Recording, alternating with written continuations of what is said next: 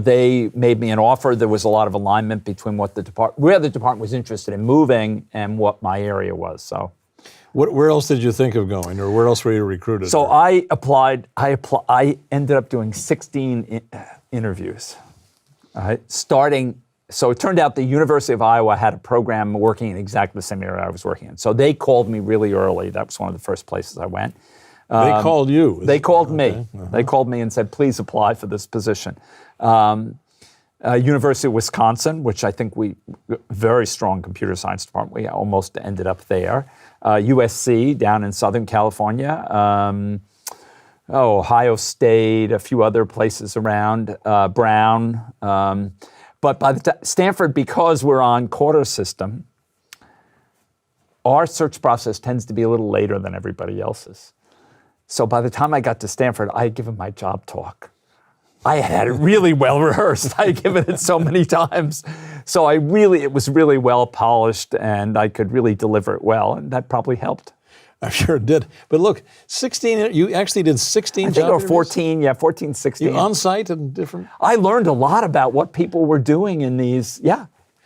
But why would anybody do that many interviews if you were fairly confident you were going to get a good job in it? Well, I didn't know.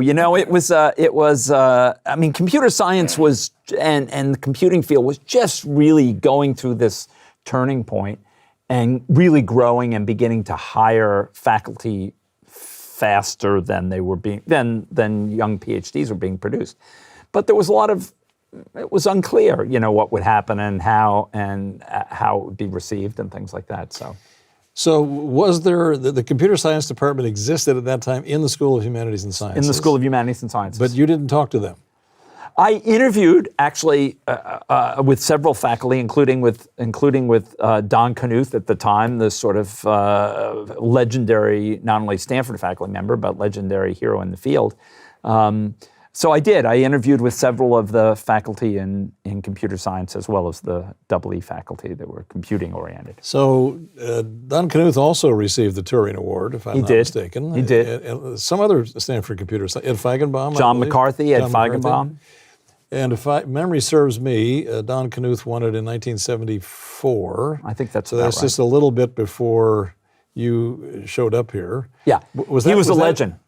He was already a legend. His books, in fact, when Dave Patterson and I wrote our book, Don's book was the model for how a book could help shape a field and steer a field. And in fact, several of things like how we rate exercises, how much work they're going to do, are taking directly from Don's notion of how to do it. So again, the local folklore has it that your interaction with him or interview with him when you came out here as a prospective employee had some tremendously deep effect on you. So you want to tell us about that occasion?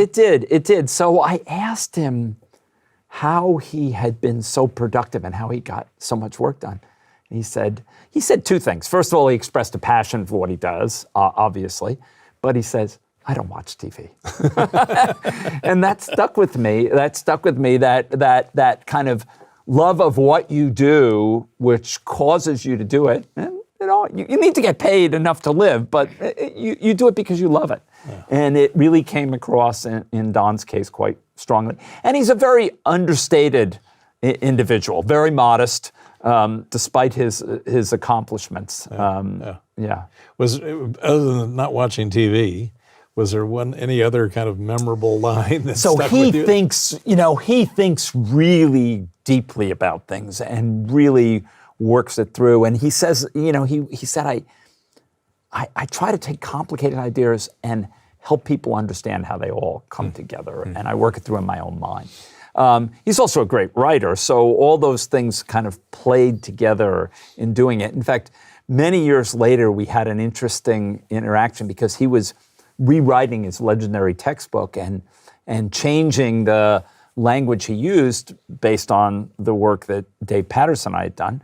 So he went back and read my book, which is not his field at all, and discovered an error in the book that had been in there for more than 5 years.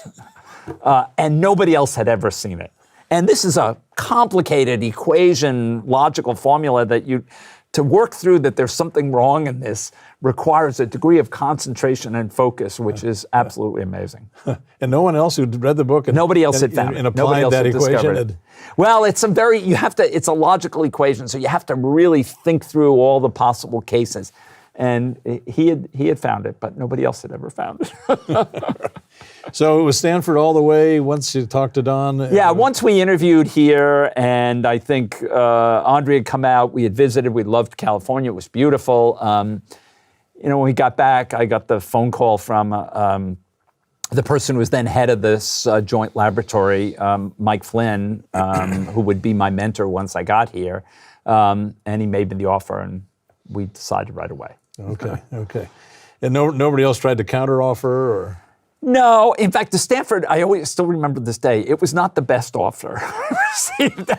So, considering the cost of living, I mean, you'd think, yeah, I had higher offers, but I wanted to go where the very best people were going and the best work was going on. When I came here, just about exactly a decade ahead of you, I showed up here in '67 on the faculty.